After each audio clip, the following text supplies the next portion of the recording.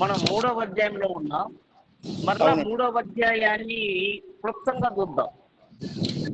అంటే గడిచిన దాన్ని మరలా ఒకసారి అంటే అప్పుడు చూసినంత కాకుండా క్లుప్తంగా చూసుకుంటే 3వ అధ్యాయం 1వ ఒకసారి జ్ఞాపకానికి తెచ్చుకుంది. 3వ అధ్యాయం 1వ వచనంలో మోసే ఎక్కడున్నాడు? సీనాయి పర్వతం, లేక దేవుని పర్వతం, లేక హోరేబు పర్వతం దగ్గర మంద, అక్కడ మందను కాసుకుంటున్నటువంటి మోసేకి ఆ పొదలో ఒక దూత కనబడ్డాడు. అంటే దేవుడు అని చెప్పినా, యెహోవా అని చెప్పినా, దేవదూత అని చెప్పినా అక్కడ దేవుడు మాత్రం కాదు, కానీ దేవుని దూతలు లేక దేవుని పరిచారకులు కనబడ్డారనేది మనం అర్థం చేసుకున్నాం. సరే, 3వ అధ్యాయం 1వ వచనంలో మోసే మిద్యాను యాజకుడైన యిత్రోడు తన మామ మందను చెబుతూ ఆ మందను అరణ్యము అవతలకు తోలుకొని దేవుని పర్వతమైన ఓరేబుకు వచ్చాను. అంటే దేవుని పర్వతమన్నా ఓరేబన్నా ఒకటే. మరి అందులో ఏం సందేహం లేదు కదా మనకి.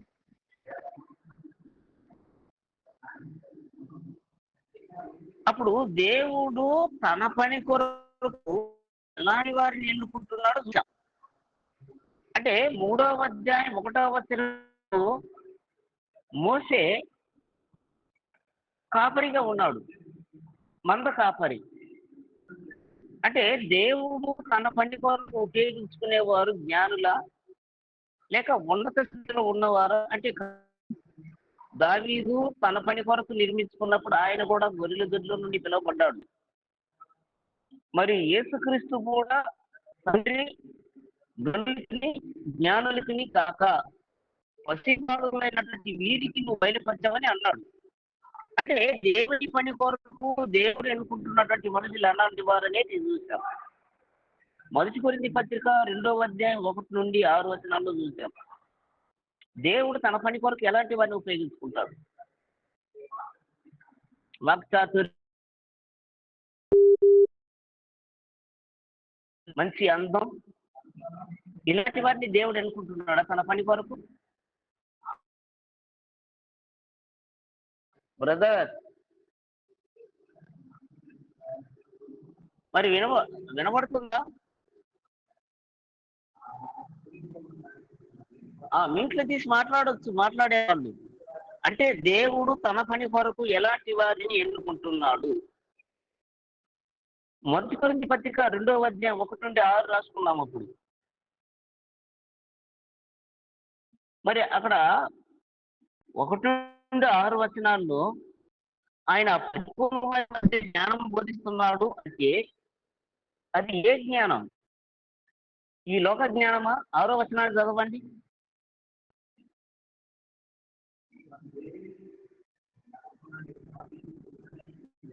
మొదటి కొరింథీ పత్రిక 2వ అధ్యాయం 6వ వచనములో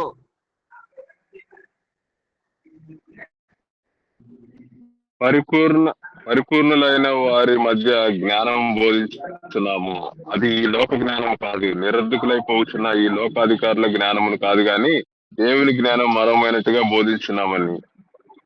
ఈ జ్ఞానం మరుగై ఉండెను, అంటే జగతుత్పత్తికి ముందుగానే దీనిని దేవుడు. చాలు 6వ వచనంలో బోధించినటువంటి జ్ఞానం ఈ లోక జ్ఞానం కాదు. ఈ లోక జ్ఞానంలో ఏముందో ప్రారంభంలోనే చెప్పాడు 1వ వచనంలో. 2వ వచనం,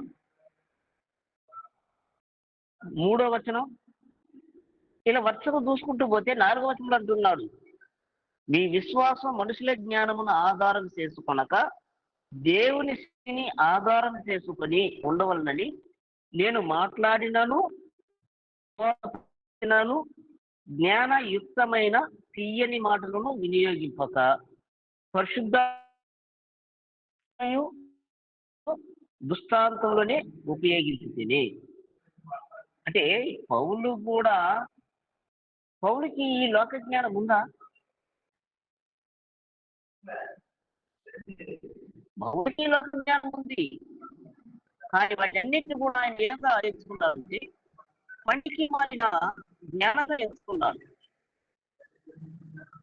మరి ఆత్మ సంబంధమైన జ్ఞానం లేదు, భూ సంబంధమైన జ్ఞానం లేదు. ఆ భూ సంబంధమైన జ్ఞానం అంటే మనుషుల జ్ఞానం అంటున్నాడు, దైవుల జ్ఞానం అంటున్నాడు, ఈ లోకం ఇచ్చే జ్ఞానం అంటున్నాడు. అంటే భూ సంబంధమైన విధానాలలో ఉన్నప్పుడు అది 2:13 అంటున్నాడు. 1 కొరింథీ 2:13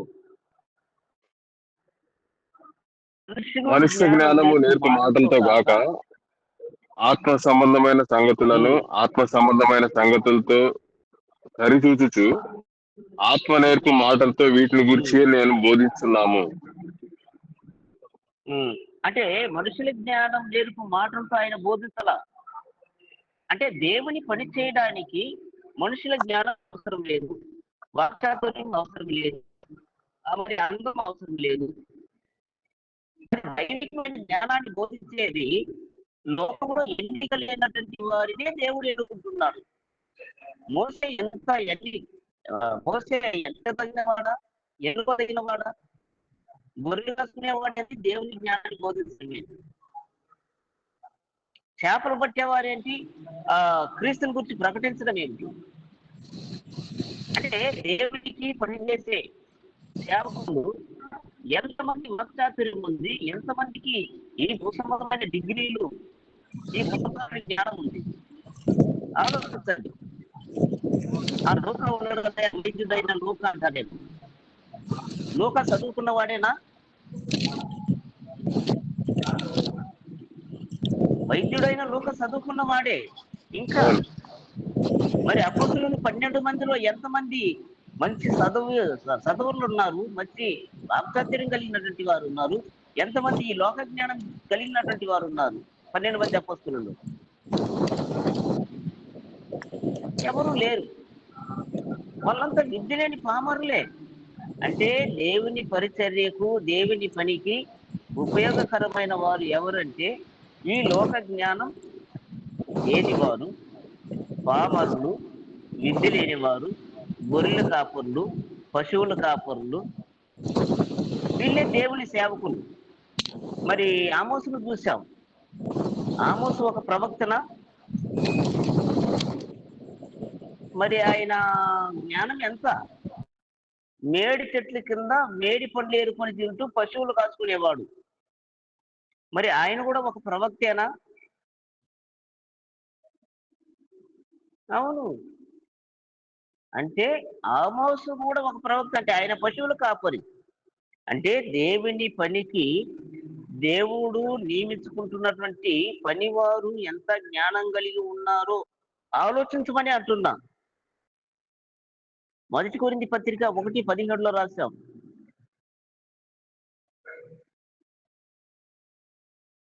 వారు మాట్లాడుతున్నప్పుడు వాక్చాతుర్యాన్ని ఉపయోగించారా? వాక్చాతుర్యము లేకుండా సువార్త ప్రకటించుటకే ఆయన నన్ను పంపెను.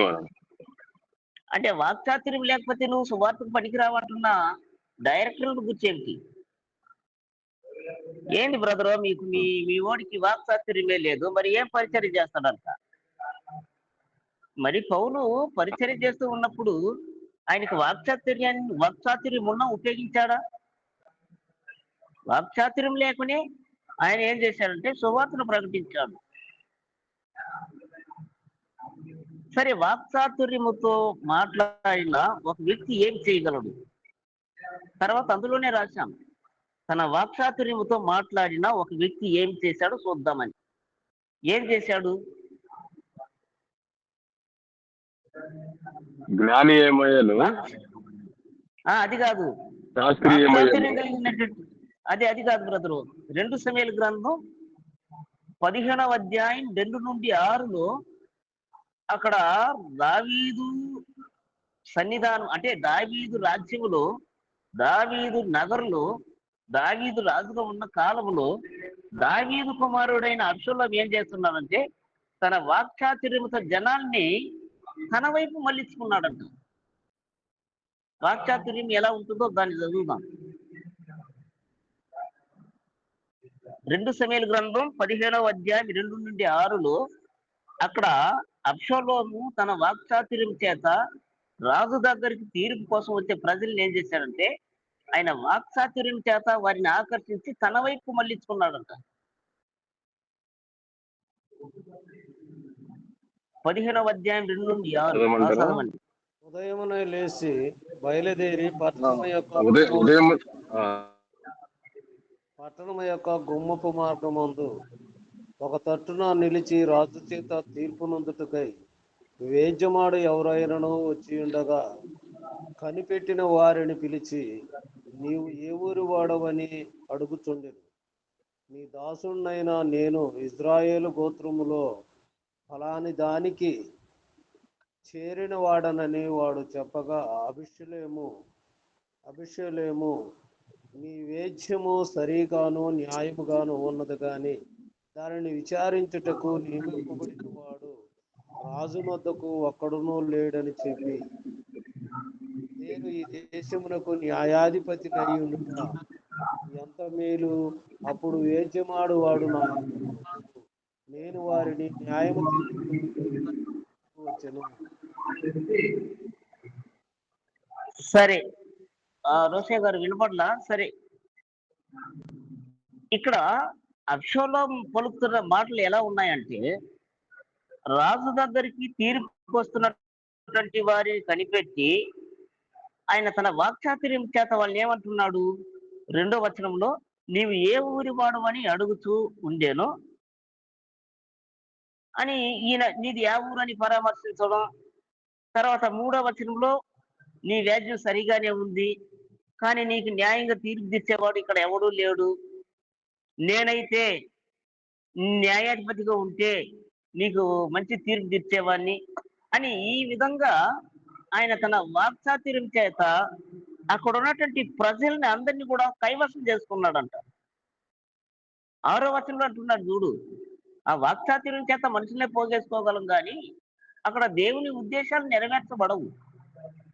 ఇప్పుడు పరిచర్యలో కూడా చాలా మంది ఉన్నారు. ఒక వ్యక్తి దగ్గర అంటే ఆయన మాట్లాడితే ఆయనకు వాక్చాతుర్యం ఎలా ఉందంటే, వాక్చాతుర్యం ఉన్న చోట జనాలు కూడా ఉంటారు. ఆలోచించండి. కానీ అది దైవికమైన పనిగా ఉండదు.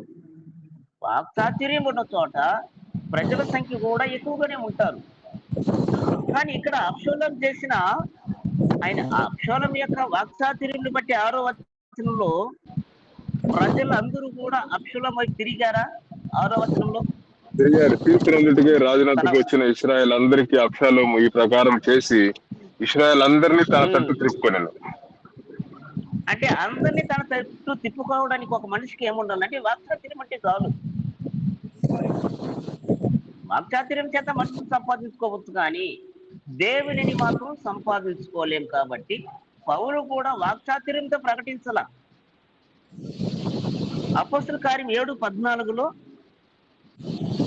సరే, ఆమోసు గ్రంథం 7:14లో దేవుడు ఎలాంటి వారిని తనకు పనివారిగా నియమించుకుంటున్నాడంటే, ఎవరికైతే వాక్చాతుర్యం లేదో, ఎవడైతే పామరునిగా ఉంటాడో, ఎవడైతే విధి లేని వాడిగా ఉంటాడో, ఎవడైతే లోకంలో ఎన్నిక లేని వాడిగా ఉంటాడో అతనినే దేవుడు తన పనికి ఎన్నుకుంటున్నాడు. ఆమోసు గ్రంథం 7:14. అందుకు ఆమోసు అమజ్యాతో ఇట్లనే, నేను ప్రవక్తనైనను కాను, ప్రవక్త యొక్క శిష్యుడినైనను కాను, కానీ పశుల కాపరినై మేడిపండ్లు ఏనుకొని వాడను, నా మందలను నేను కాచుకొని చాలు.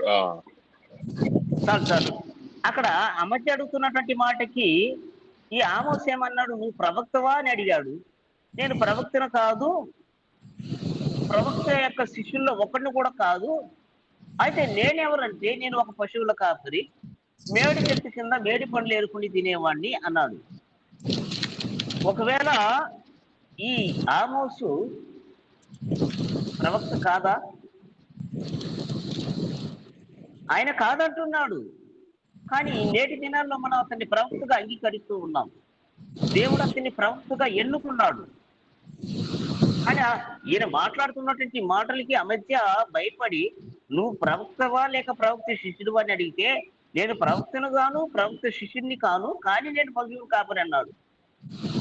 మరి నువ్వు పశువుల కాపరివైతే దైవికమైనటువంటి ఈ దేవుని వాక్కును గురించి చెప్తున్నావని ఆశ్చర్యపోయాడు ఆయన. అంటే దేవుడు తన పని కొరకు ఎన్నుకుంటున్నటువంటి వారు ఈ లోకంలో గనులు కాదు, ఈ లోక జ్ఞానం కలిగినటువంటి వారు కాదు, ఈ లోకంలో వాక్చాతుర్యం కలిగినటువంటి వారిని కూడా దేవుడు తన పని కొరకు ఎన్నుకోడు. గాని దేవుని పని అంతట్లో దేవుని పని జరిగిస్తున్న దాసులందరి పరిస్థితి ఆలోచించాలి. పాత నిబంధనలో ఆమోసు పశువుల కాపరి దేవునికి సేవకుడు అయ్యాడు. క్రొత్త నిబంధనలో ఆ 12 మంది అపొస్తలులు కూడా జాగరులు, చేపలు పట్టువారు, వాక్చాతుర్యం లేనివారు, జ్ఞానం లేనివారు, విద్య లేని పామరులు. వారితోనే దేవుడు తన పనిని ప్రారంభించాడా? తన పనిని విస్తరింపజేశాడు. మరి నేటి జనాల్లో మనం రక్షణ పొంది ఉన్నామంటే దీనికి ప్రధానమైన మూల కారకులు ఎవరంటే ఆ విద్య లేని పామరులు, అపొస్తలులు, చేపలు పట్టువారే కారణం. ఆ 12 మందితో ప్రారంభించిన పనే కదా ఈ దినాల్లో ఉన్న ప్రభు సంఘస్థులమని పిలువబడుతూ రక్షణలో ఉన్నటువంటి మన అందరం కూడా. కాబట్టి దేవుడు తన పని కొరకు ఎవరిని ఎన్నుకుంటున్నాడంటే విద్య లేని వారిని, వాక్చాతుర్యం లేనటువంటి వారిని, ఈ లోక జ్ఞానం లేనటువంటి వారిని ఎన్నుకుంటున్నాడు. మరి దీనిని లోకం ఎంతవరకు అంగీకరిస్తుంది? ఇది ఆమోసు గ్రంథం 7వ అధ్యాయం 15వ వచనం ఏమంటున్నాడు? అమధ్యతో మాట్లాడుతున్నాడు. నేను నా మందలు కాచుకుంటూ ఉన్నప్పుడు దేవుడు నన్ను పిలిచి నీవు పోయి నా జనులకు ఇశ్రాయేలు వారికి ప్రవచనం చెప్పమని నాతో సెలవిచ్చాడు. నేను పశువుల కాపరిని కానీ నేను ప్రవక్తన కాదు. కానీ దేవుడు నేను మంద మేపుకుంటున్నప్పుడు నన్ను పిలిచి నువ్వు వెళ్ళి ఇశ్రాయేలీకి ప్రవచించమని చెప్పాడని అన్నాడు. మరి ఆ దినాలలో గొప్ప గొప్ప జ్ఞానం కలిగినటువంటి వారు లేరా? గొప్ప వాక్చాతుర్యం కలిగినటువంటి వారు లేరా? మరి పశువులు కాసుకునే ఈ ఆమోసుని ఎందుకు దేవుడు పిలవాలా? మరి దావీదుని దేవుడు ఎక్కడి నుండి పిలిచాడు? గొర్రెల దొడ్డిలో నుండి నిన్ను పిలిచి తిని అని దావీదుని గురించి సాక్ష్యం ఇస్తాడు. మరి మోసే కూడా ఎక్కడి నుండే వచ్చాడు? మందం వేస్తూ ఉంటే మందలో నుండి బయటికి తోలుకొచ్చాడు. మొదటి రాజుల గ్రంథం 19:19 ఎలీషా కూడా ఒక వ్యవసాయకుడా? ఎలీషా కూడా ప్రవక్తే కదా, దేవుడికి సేవకుడే కదా. మరి 19:19 మొదటి రాజుల గ్రంథం ఏం చూస్తున్నాం?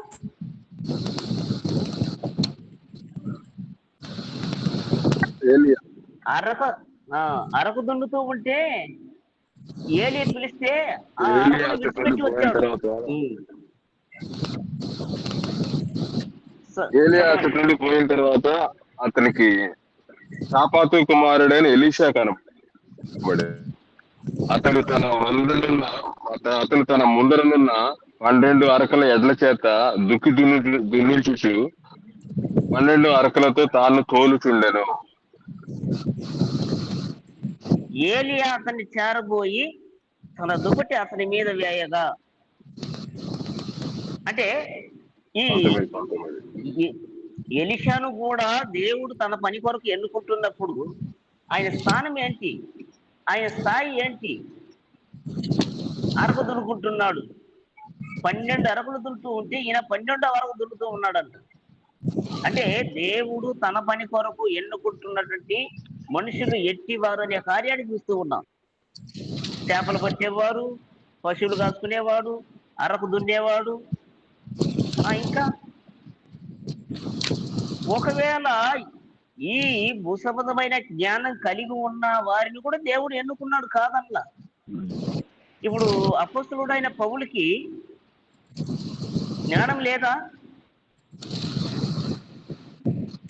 ఈ లోక జ్ఞానం లేదా పౌలుకి? ఆయన ధర్మశాస్త్రాన్ని క్షుణ్ణంగా నేర్చుకున్నటువంటి వాడు.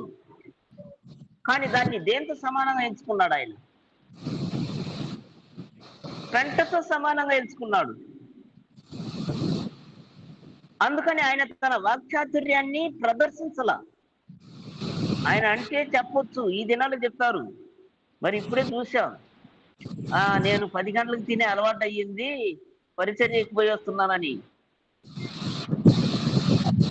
మరి అలా చెప్పగలిగినటువంటి వారు కూడా ఉండొచ్చు. అంటే నేను కూడా మాట్లాడాలంటే నాకు కూడా మంచి జ్ఞానం ఉందని చెప్పొచ్చు. కానీ ఆయన అలా చెప్పలా.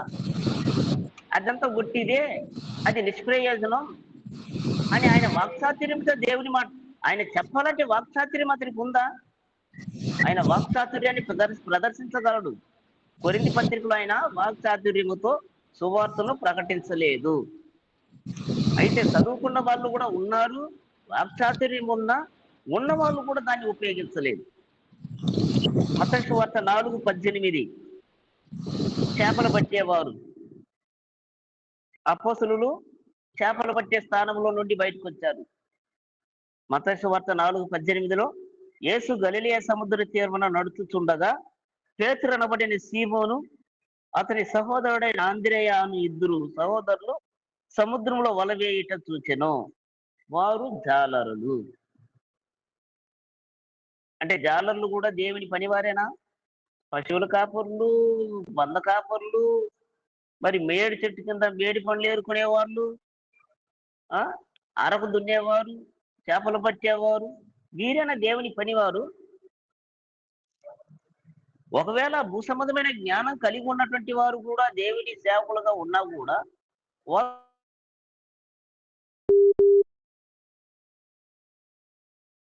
ఉన్నాడు. ఆత్మ సంబంధమైన కార్యములను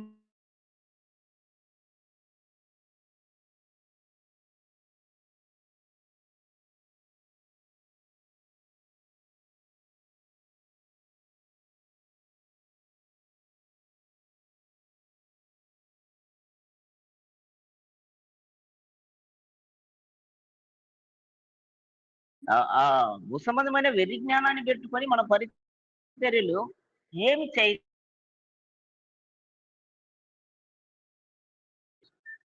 ఆ వెర్రి జ్ఞానంతో పరిచర్య చేసి వెర్రి అర్థమవుతుందా? ఈ లోక జ్ఞానం దేవుని దృష్టిలో ఎలా ఉందంట? వెర్రిగా ఉంది. ఆ వెర్రి అంటే అర్థమవుతుందా?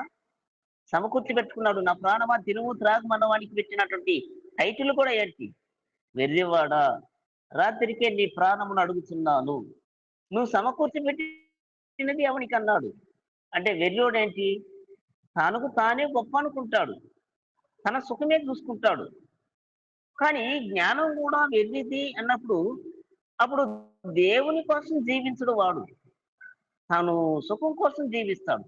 అందుకనే వెర్రిది. ఆ వెర్రితనాన్ని చూపిస్తున్నాడేమో. మత్తయి సువార్త 4:19 మిమ్మల్ని ఇక మీదట మనుషులు బట్టి జాలరుగా చేస్తాను రమ్మన్నాడు. మత్తయి 4:19 ఆదికాండం 4వ అధ్యాయం 2వ వచనంలో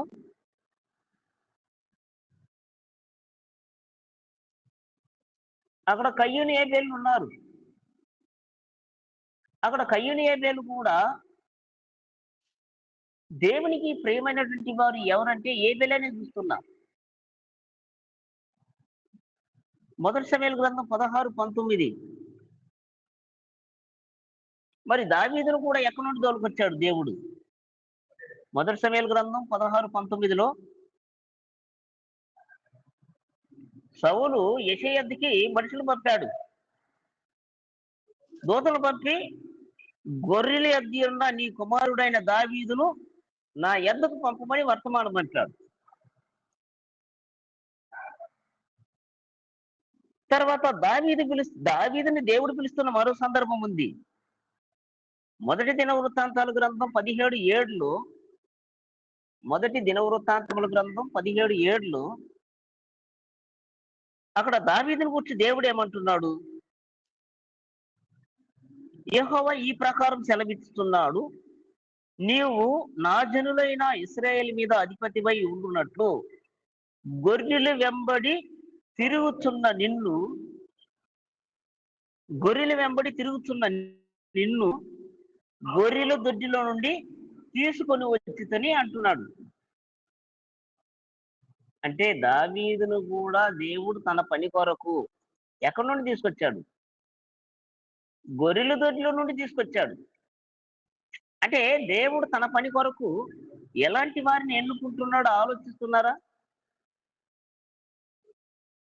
వీళ్ళు ఎంత జ్ఞానం కలిగినటువంటి వారు. అంటే మన సమస్య ఏంటంటే 3వ అధ్యాయం 1-2 వచనాల్లో ఓరేబు పర్వతం దగ్గర మోసే గొర్రెలు కాచుకుంటున్నాడు. అలా గొర్రెలు కాచుకుంటున్నటువంటి వాణిని దేవుడు తన పని కొరకు పిలుచుకుంటున్నాడు.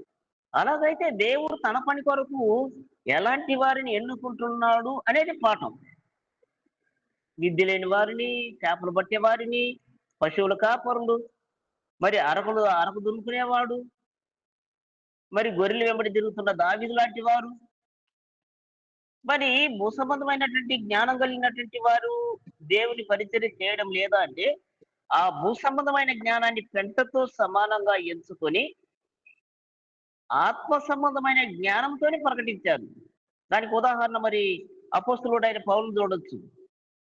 గమలీయేలు పాదాల దగ్గర ఆయన ధర్మశాస్త్రాన్ని నేర్చుకున్నాడా? ఆయనకి వాక్చాతుర్యం ఉంది, ఈ భూసంబంధమైన జ్ఞానం ఉంది. ఆయన అతిశయించాలంటే ఎంతో గొప్పగా అతిశయించవచ్చు.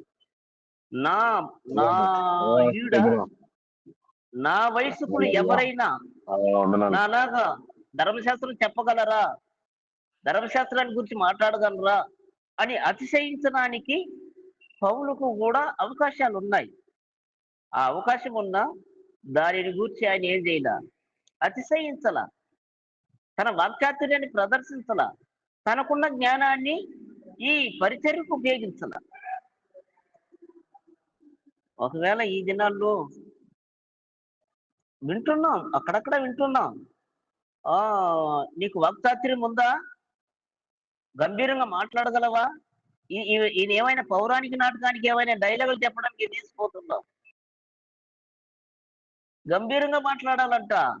దుర్యోధన పాత్ర కడితే దుర్యోధన యొక్క గంభీరత నీ స్వరంలో వినబడాలంటానికి ఇది అవసరం లేదు. మరి చేపలు పట్టుకునే ఈ అపోస్తలులు ఎలా మాట్లాడుంటారు? మేడి పండ్లు ఏరుకున్నటువంటి ఆమోస్ ఎలా మాట్లాడి ఉంటాడు? గొర్రెల చుట్టూ తిరుగుతున్న దావీదు ఎలా మాట్లాడి ఉంటాడు? అరకు దోలుకుంటున్నటువంటి ఎలీషా ఎలా మాట్లాడి ఉంటాడు? వాళ్ళంతా యాక్టర్లు కారు, వేషధారులు కారు. తాను ఏంటో ఎలా ఉన్నారో అలాగే మాట్లాడుతున్నారు. ఇప్పుడు తాను యథార్థంగా మాట్లాడుకుంటున్నారా? ఇప్పుడు పిలిచినటువంటి వారు అందరూ కూడా ఎలా మాట్లాడారు చూడు.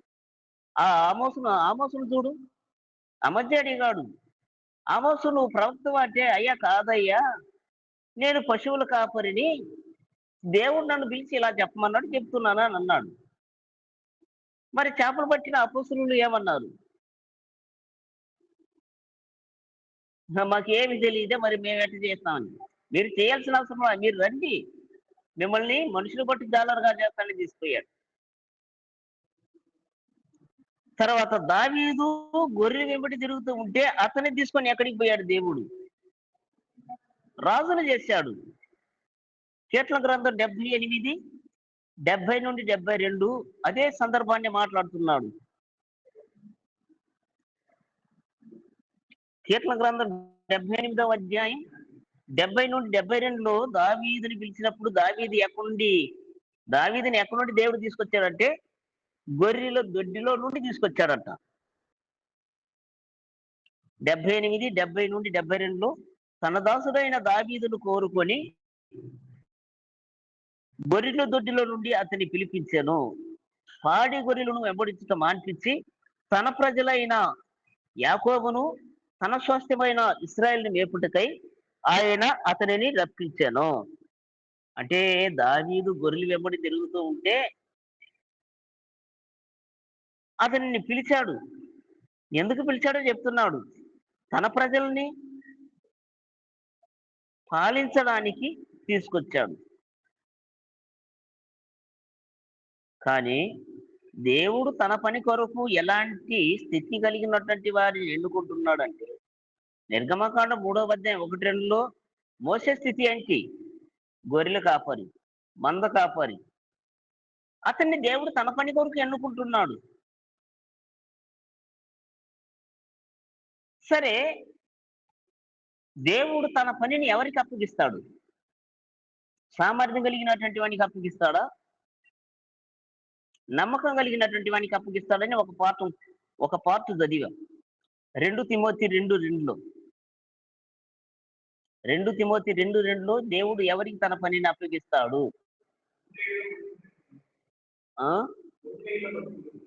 ఉన్మేయుల మనుషులకు தான். అప్పుడు 2 తిమోతి 2:2లో దేవుడు ఎవరికి తన పనిని అప్పగిస్తాడంటే సామర్థ్యము గల నమ్మకమైన మనుషులకు అప్పగిస్తాడు. సామర్థ్యం ఉంది, నమ్మకం లేదు, అప్పగిస్తాడా?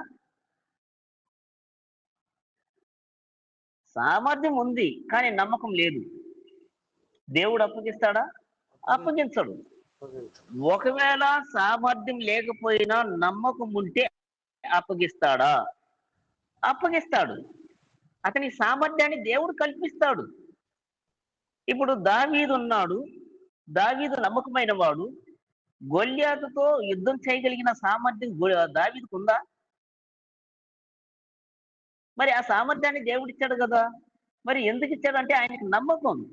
ఆ నమ్మకాన్ని బట్టి దేవుడు అతని సామర్థ్యాన్ని ఇచ్చాడు.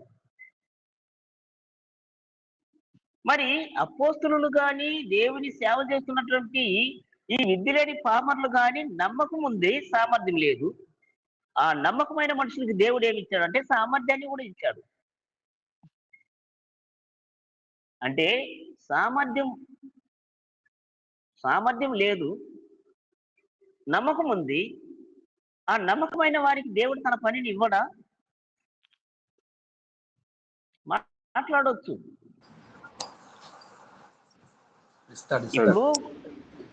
ఇప్పుడు ఈ అపోస్తులైనా సరే, దావీదైనా సరే, ఎలీషా అయినా సరే, ఆమోస్ అయినా సరే, వాళ్ళందరూ కూడా దేవుని పని కొరకు దేవుడు పిలుచుకున్నాడు. తక్కువ స్థాయిలో ఉండి, ఈ లోక జ్ఞానం లేక వాక్చాతుర్యం లేని స్థితిలో ఉన్నవారిని తీసుకున్నాడు. వారికి సామర్థ్యం ఉందంటే సామర్థ్యం లేదు, కానీ వారి దగ్గర ఒకటి ఉంది, సామర్థ్యానికి మించిన నమ్మకం ఉంది. కాబట్టి ఆ నమ్మకాన్ని బట్టి దేవుడు వారికి సామర్థ్యాన్ని అనుగ్రహించాడు. అదే 2 తిమోతి 2:2లో చూస్తూ ఉన్నాం. సామర్థ్యము గల నమ్మకమైన మనుషులకి దేవుడు తన పనిని అప్పగించాడు.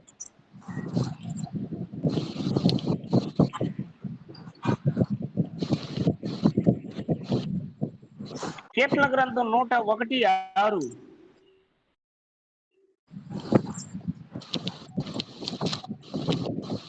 అంటే దేవుడు కూడా తన యొద్ద నివసించడానికి ఎలాంటి వారిని వెతుకుతున్నాడంట? తన పని కొరకు ఎలాంటి వారిని ఎత్తుకుంటున్నాడు చూడండి. 101వ కీర్తన 6వ వచనంలో, నా యొద్ద నివసించినట్లు దేశంలో నమ్మకస్తులైన వారిని నేను కనిపెట్టుచున్నాను. ఆ నమ్మకస్తులు దేవునికి పరిచారకులా? అంటే నమ్మకస్తులు పరిచారకుల, సామర్థ్యం కలిగినటువంటి వారు పరిచారకుల, ఈ లోక జ్ఞానం వాక్చాతుర్యం కలిగిన వారు దేవుని పరిచారకుల? నమ్మకస్తులైన వారే దేవుని పరిచారకులు. నమ్మకమైన వారే పరిచారకులు దేవునికి. ఒకవేళ సామర్థ్యం లేకపోతే ఆ సామర్థ్యాన్ని దేవుడు అనుగ్రహిస్తాడా? అవును. సామర్థ్యం లేకపోయినా నమ్మకంగా ఉంటే నమ్మకమైన వానికి అప్పగిస్తాడు. అప్పగించి దాన్ని కొనసాగించడానికి సామర్థ్యాన్ని కూడా దేవుడు అనుగ్రహిస్తాడు. అంటే నమ్మకమైన వారే దేవుడికి పరిచారకులు. 101వ కీర్తన 6లో చూడొచ్చు. 101:6లో, నా యొద్ద నివసించినట్లు దేశంలో నమ్మకస్తులైన వారిని నేను కనిపెట్టుచున్నాను, నిర్దోష మార్గమందు నడుచువారు నాకు పరిచారకులగుదురు. అంటే దేవుడికి పరిచారకులు ఎవరంటే నమ్మకస్తులే. మరి మోసే నమ్మకస్తుడా? నమ్మకస్తుడే. మరి ఆ సంఖ్యాకాండం 12వ అధ్యాయం 7వ వచనంలో చూస్తాం, అతడు నా ఇల్లు అంతటిలో నమ్మకమైన వాడు. ఎవరు? మోసే. ఆ మోసే సంఖ్యాకాండం 12:7. ఇతడు నా ఇద్దరిలో నమ్మకమైన వాడు. మరి ఎవరు ఆ నమ్మకమైన వాడు? మోషే. మోసేని గురించి మాట్లాడుతున్నాడు. అది ఎబ్రీ పత్రిక 3వ అధ్యాయం 1-2 కూడా చెప్పబడుతుంది. ఎబ్రీ పత్రిక 2వ అధ్యాయం 3వ అధ్యాయం 1-2 వచనాల్లో, 3వ అధ్యాయం 2-3 వచనాల్లో దేవుని ఇల్లంతట్లో మోసే నమ్మకంగా ఉండినట్లు. ఈయన తను నియమించిన వానికి నమ్మకముగా ఉండెను. చాలు చాలు. అంటే 2వ వచనంలోనే దేవుని ఇల్లంతట్లో నమ్మకమైన వాడు ఎవడంటే మోసే. అదే కార్యాన్ని ఎబ్రీ గ్రంథకర్త కూడా తెలియజేస్తూ రాస్తూ ఉన్నాడు. 3వ అధ్యాయం 2వ వచనంలో దేవుని ఇల్లంతటిలో మోసే నమ్మకంగా ఉండినట్లు. అంటే నమ్మకమైన వారికి అప్పగిస్తాడా, సామర్థ్యం కలిగినటువంటి వారికి అప్పగిస్తాడంటే మొట్టమొదట ఒక వ్యక్తికి నమ్మకం ఉంటే చాలు. ఆ నమ్మకస్తునికి సామర్థ్యం లేకపోయినా దేవుడు సామర్థ్యాన్ని కలుగజేస్తాడు. ఒకవేళ సామర్థ్యం ఉంది, నమ్మకం లేకపోతే మరి అలాంటి వారిని కూడా మనం చాలా మందిని చూడవచ్చు. ఇస్కరియోత్ యోధాకి సామర్థ్యం ఉంది, కానీ నమ్మకం లేదు. తర్వాత దేమ ఉన్నాడు, దేమాకి సామర్థ్యం ఉంది, ఆయనకి నమ్మకం లేదు. ఇలా చాలా మందిని చూడొచ్చు. సామర్థ్యం ఉన్న ప్రతి ఒక్కడు కూడా నమ్మకస్తులు కాదు, కానీ నమ్మకమైన వారు ప్రతి ఒక్కరు కూడా సామర్థ్యం కలిగినటువంటి స్థాయికి దేవుడు తీసుకుపోతాడు. ఇప్పుడు నాకు ఏమీ రాదు, నేను నమ్మకంగా ఉన్నా, దేవుడు నాకు జ్ఞానాన్ని ఇవ్వచ్చు, ఆ సామర్థ్యాన్ని ఇవ్వచ్చు. నాకు సామర్థ్యం ఉంది అని దేవుడు ఇచ్చినా అది ఎప్పటికైనా ఫెయిల్యూరే. ఆ నమ్మకం నన్ను నడిపిస్తాయి, కానీ సామర్థ్యం చివరి దాకా నన్ను నడిపించదు. మధ్యలో నా సామర్థ్యాన్ని నమ్ముకొని నేను వెళ్ళిపోవచ్చు, నమ్మకాన్ని కోల్పోవచ్చు. 2 సమూయేలు గ్రంథం 1 సమూయేలు గ్రంథం 2వ అధ్యాయం 35లో ఒక నమ్మకమైన యాజకుడిని కూడా దేవుడు ఎన్నుకున్నాడు. తరువాత నమ్మకమైన ఒక యాజకుని నేను నియమింతును. చాలు. మరి నమ్మకమైన యాజకుడిని, ఒకవేళ ఆ యాజకునికి సామర్థ్యం లేకపోయినా దేవుడు అతనికి ఏమి ఇస్తాడు? సామర్థ్యాన్ని ఇస్తాడు. నమ్మకం ఉంటే చాలు. కానీ 2 తిమోతి 2:2లో నమ్మకమును సామర్థ్యం కలిగిన మనుషులే దేవుడు తన పని కొరకు వాడుకుంటాడు. ఈ లోక జ్ఞానం కాదు, వాక్చాతుర్యం కాదు, ఈ లోకంలో గనులైనటువంటి వాటిని కాదు, దేనికి పనికి రాని వాడు. పశువులు కాపురేంది దేవుని సేవకుడు, అరకు తోలుకునే ఎలీషా దేవుని సేవకుడు, చేపలు పట్టే బెస్తవారు దేవుని సేవకుడు, గొర్రెలు వెంబడి తిరుగుతున్న దావీదు దేవుని సేవకుడు. ఇదంతా చూస్తుంటే ఎలా ఉంది చూడు. అంటే దేవునికి పరిచర్య చేసిన వాళ్ళలో ఎవడు డిగ్రీ చదివినోడు లేడా, వాక్చాతుర్యం కలిగినటువంటి వారు లేరా అంటే ఉన్నా కూడా ఆ డిగ్రీలు పనికిరావు. ఇక్కడ ఆత్మ సంబంధమైన దానితోనే పోల్చగలము. కానీ ఈ డిగ్రీ అనేది యాకోబు పత్రిక 3వ అధ్యాయంలో అన్నట్టు అది ఈ లోక జ్ఞానానికి మంచి పేరు పెట్టాడు దేవుడు, దయ్యముల జ్ఞానం. ఈ లోక జ్ఞానానికి మరొక పేరు ఏంటంట? దయ్యముల జ్ఞానం. మరి కొరింథీ పత్రికలో ఈ లోక జ్ఞానం దేవుని దృష్టికి ఎలా ఉంది? వెర్రిది. నీ కొడుకు డిగ్రీ చేశాడా బ్రదర్, పరిచర్యకు పంపుతావా? మరి వాడు MBA MCAలో చేసి ఇక్కడ వచ్చి ఏం పరిచర్య చేస్తాడు? అయ్యా నా కొడుకు చదువు లేదు కానీ దేవుడిచ్చిన జ్ఞానం ఉందంటే ఒప్పుకుంటారా? చదువు లేకపోతే కష్టమేనంట. మరి అది ఏ పరిచర్య చేయడానికి మరి అర్థం కాల.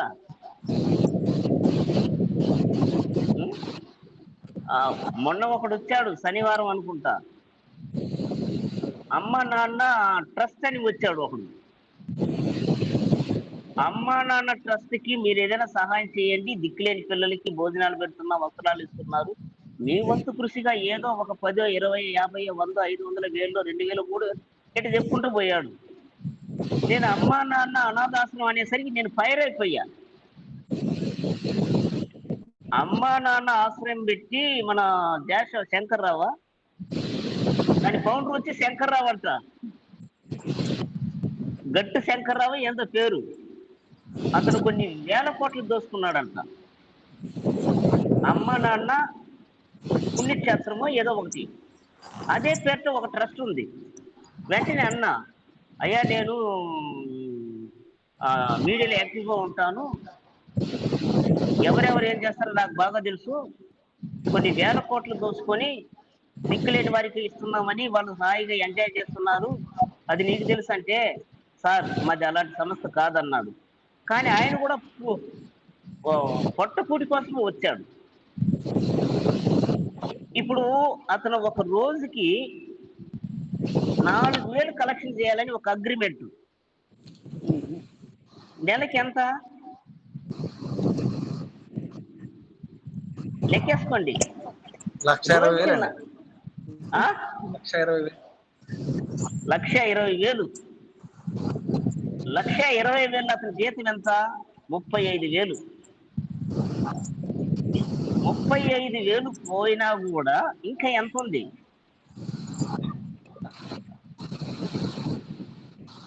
అంటే సంపాదించడానికి ట్రిక్లు చాలా ఉన్నాయి లోకంలో. అతను టచ్ చేశాడు, కోటేశాడు, మరి ట్యాగ్ కట్టుకున్నాడు, ఒక సంద పుస్తకం తెచ్చాడు. సార్ అబ్బా నాన్న ట్రస్ట్ సార్, దిక్కులేని వారని నేను వాదించేసరికి సిస్టర్ ఏం చేసిందంటే, ఏదో మన దగ్గర ఉండే దాన్ని ఇచ్చి పంపిద్దామంటే, నేను దానికి ఒక చెప్పా, ఒక 50 ఇచ్చే ఇంతసేపు మాట్లాడిన దానికి, వాడు ఏమని చేసుకుంటాడు పోనీలే దరిద్రం అనేసి 50 రూపాయలు ఇచ్చాడు. దాని మీద 50 వేసాడు, కానీ దాని మీద డేటు లేదు, ఏమీ లేదు. దాన్ని నేను ఫోటో కూడా పట్టా. అంటే వాడు సరిగా చేసేవాడైతే వాడు సంతకం పెట్టాలా, డేట్ రాయాలా, ఏమి లేదు. 50 నాటి గిలికేసి ఒక స్లిప్ ఇచ్చేసి పోతా ఉన్నాడు. దగ్గర కలిగి ఉన్న వాళ్ళు 100,000 కూడా ఇస్తారుగా. అంటే ఒక రోజుకి 4,000 ఈజీగా దడతారుగా. అలాంటి మనుషులు ఉంటే నేను కూడా అలా ప్రోగ్రామ్ పెడదాం అనుకుంటున్నా. బాగా కలెక్షన్ చేయగలిగినటువంటి వారు ఒక ట్రస్ట్ పెట్టి టార్గెట్ రోజుకి 4,000 మీరు కట్టాలా. 4,000 అంటే నార్మల్ 12,20,000, నీకు 50,000 ఇస్తా పో జీతం. ఓ 5 మంది ఉంటే చాలుదా? వాళ్ళు ఇప్పుడు 1,20,000లో వచ్చి 50,000 కూడా పోని 70,000 ఉందిగా. 70లో ఆ మెయింటెనెన్స్ ఈ మెయింటెనెన్స్ ఒక్కొక్క వ్యక్తి దగ్గర 10,000 కూడా పోని 60,000 ఉందిగా. 5 మంది వేసుకో మన వర్కరు. 6 5 ఎంత? 6 5 33 లక్షలు సరిపోదా? అంటే సంపాదించాలంటే జ్ఞానం అవసరంలా, ఆలోచిస్తే చాలు, సామర్థ్యం ఉంటే చాలు, కట్టేయచ్చు ఈజీగా. అంటే ఇది మంచి క్రమం కాదు, ఇదే దయ్యముల జ్ఞానం అంటున్నాడు. ఇప్పుడు ఈ ఎంసీఏలు ఎంబీఏలు చదివే వాళ్ళు ఈ బుక్స్ అమ్మడానికి, అయ్యా అయిపోయింది జాషువా. ఇప్పుడు ఇలాంటి వారిని ఎందుకు నిర్ణయించుకుంటున్నారు? వాళ్ళకి టాలెంట్ ఉంటాయన్నమాట. ఎలాగైనా ఒక మనిషిని పడగొట్టాలనే జ్ఞానం ఎంబీఏ ఎంసీలో నేర్పుతారంట. ఎంసీఏ ఎంబీఏలో చదివి పచ్చళ్ళు అమ్ముకున్న వాళ్ళు కూడా చూశాను. పచ్చళ్ళు, సోపులు, బుక్స్ ఇలాంటి వాటిని ఇంటింటికి వచ్చి సేల్ చేసే వాళ్ళు కూడా నేను చూశాను. ఏందిరా ఎంసీఏ చదివి ఈ పోయిందంటే, ఇది ప్రాక్టికల్ అంట. ఒక మనిషిని ఎలా ఆకర్షించాలా అనేది నేర్పుతారంట. అంటే ఈ లోక జ్ఞానం ఎంత దుర్మార్గం చూడు. అంటే యాకోబు రాశాడుగా, ఈ లోక జ్ఞానం అన్నా, దయ్యముల జ్ఞానం అన్నా, అల్లరి నీచ కార్యాలు ఉండే జ్ఞానం అయినా దేవునికి అవసరం లేదు. అంటే దేవుని పరిచర్య చేయడానికి డిగ్రీలు అవసరమా? Question mark. అవసరం లేదు. ఒకే ఒక క్వాలిఫికేషన్, నమ్మకం ఉంటే చాలు. ఆ నమ్మకం ఉన్నవానికి సామర్థ్యం లేకపోయినా దేవుడు ఆ వ్యక్తికి ఏం అనుగ్రహిస్తాడంటే సామర్థ్యాన్ని ఇస్తాడు. అంటే మనం రివ్యూలోనే చూస్తున్నాం. 3వ అధ్యాయం మర్చిపోయి ఉంటారని 3వ అధ్యాయం 1-2 వచనాలే ఇప్పటిదాకా చూసాం. ఆయన పర్వతం దగ్గర గొర్రెలు కాసుకుంటూ ఉంటే, అంటే దేవుడు తన పని కొరకు ఎలాంటి వాడిని పిలుచుకుంటాడంటే ఎలీషాను చూసాం, ఆమోసును చూసాం, అపోస్తులను చూసాం. మరి ఇలా చూసుకుంటూ వచ్చాం. ఒకవేళ ఎవరైనా దేవుని పరిచర్య విషయంలో డిగ్రీ లేక ఈ లోక జ్ఞానం కలిగి ఉంటే, ఆ లోక జ్ఞానాన్ని కూడా వాళ్ళు దేనికి ఎంచుకున్నారంటే పెంటతో సమానంగా ఎంచుకున్నారు. అది నిష్ప్రయోజనం అనుకుంటున్నారు. అలాంటి వాటిలో పౌలు చూడొచ్చు. పౌలుకి వాక్చాతుర్యం ఉందా? ఈ లోక జ్ఞానం ఉందా? ఉంది. ఉన్న కూడా దాన్ని ఆయన ఉపయోగించాల. అవసరమైతే నేను తీయని మాటలు కూడా ఉపయోగించగలను. నాకు వాక్చాతుర్యం ఉంది, నాకు ఈ లోక జ్ఞానం ఉంది, అయినా నేను వాటి ద్వారా మీ దగ్గర నేను సువార్త ప్రకటించలేదు. నేను ఎలా ప్రకటించాలంటే ఆత్మ సంబంధమైన కార్యములను ఆత్మ సంబంధమైన కార్యములతో పోల్చి మీతో మాట్లాడానే కానీ భూ సంబంధమైన జ్ఞానంతో ఆత్మ సంబంధమైన కార్యాన్ని కలిపి బోధించిన వాడిని కాదు అన్నాడు. అంటే ఇప్పటిదాకా మొత్తం మీద ఒకే ఒక మాట ఏంటంటే దేవుడు తన పని కొరకు ఎలాంటి వారిని ఎన్నుకుంటాడు. ఈ లోకములో ఎన్నిక లేనివారు, ఈ లోక జ్ఞానం లేనివారు, వాక్చాతుర్యం లేనివారు, సామర్థ్యం లేకపోయినా నమ్మకమైనటువంటి వారినే దేవుడు తన పని కొరకు ఉపయోగించుకుంటున్నాడు. ఆ కోణంలోనే ఇప్పుడు ఆమోసును